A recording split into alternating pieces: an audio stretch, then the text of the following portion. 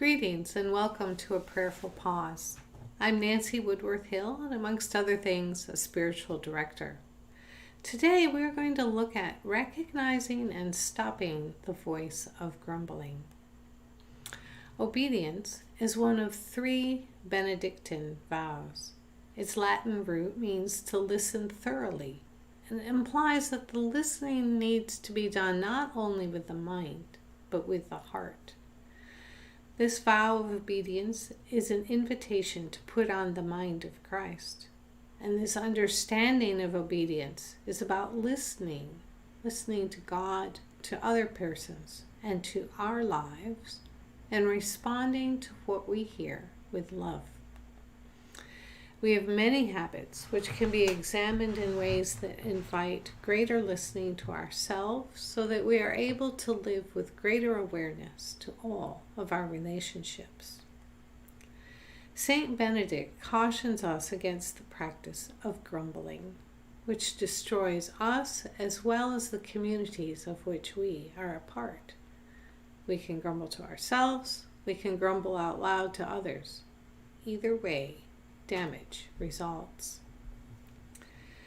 So prepare by taking time to recognize what is grumbling.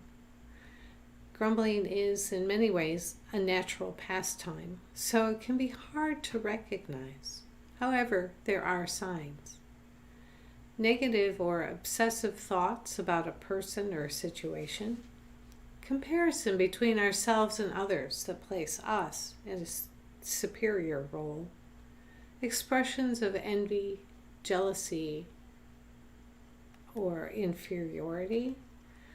Expressions either to ourselves or out loud that justify our behavior. Talking negatively about certain people, and persistent negative feelings about life, and absence of a sense of humor. Add your own thoughts to the list. What other signs do you notice about grumbling? Over the next few days or weeks, listen to your thoughts. Do you hear grumbling in your heart? What kinds of situations bring about your grumbling? Who do you grumble about and why? We think at lightning speed, and before we're even aware, we may be grumbling. It is a part of our normal speech patterns. There are a number of antidotes to grumbling, so here's some suggestions.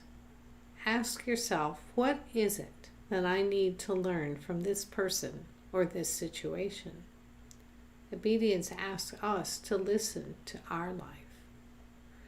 Consider that you might not have the only answer. Remember that there are usually many ways to accomplish a task.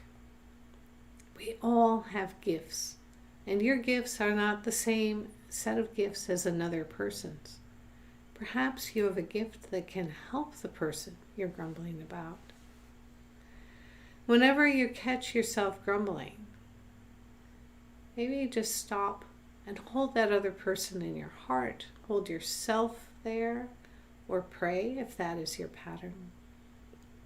And when you catch yourself grumbling, perhaps the use of a breath prayer, a welcome prayer, or a favorite letting go, releasing technique that you have can be used. Consider that the other person may be dealing with a difficult issue or situation. Try to be understanding. Be gentle, be kind. What is so important to you may not be as important to the other person. Lighten up and talk to the other person. Maybe there's something that needs to be resolved.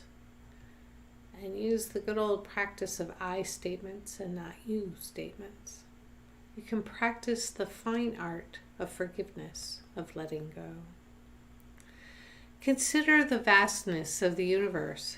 Is grumbling really worth the effort? Why not love instead? You could see the prayerful pause on the 3 faces of compassion with its discussion of different kinds of compassion in different situations. Remember this, Jesus had much to grumble about. disciples who rarely or barely understood him, a huge workload, religious leaders who sought his death, a nation that crucified him, people who flocked to him for self-serving reasons. And although he may have spoken strongly from his frustration with others, we have no record that Jesus ever grumbled. And one needs to continue practicing awareness. Lifelong patterns are not easily changed. Be gentle on yourself as you continue to recognize and heal the patterns of grumbling. If you have found this video helpful, please consider sharing it as one way to support this ministry. Go in peace.